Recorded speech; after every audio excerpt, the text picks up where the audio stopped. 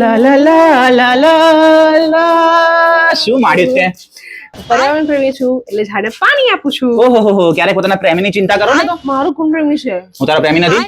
પ્રેમી અને ઝાડમાં ફરક હોય. તો મારામાં ઝાડમાં કોઈ ફરક નથી મેડમ. ઝાડ સામે ના બોલે. તારી સામે તો ઝંડે ના બોલે, ઝાડની હું વાત કરે તું. ઝાડ હવા આપે. ઓહો આ પ્રેમી તારી હવા લાઈટ બધાના બિલો ભરે. ઝાડ ફળ આપે. આ પ્રેમી છે ને ફળ આપે, ફૂલ આપે, પીઝા આપે, પાણીપુરી આપે, પાસ્તા આપે.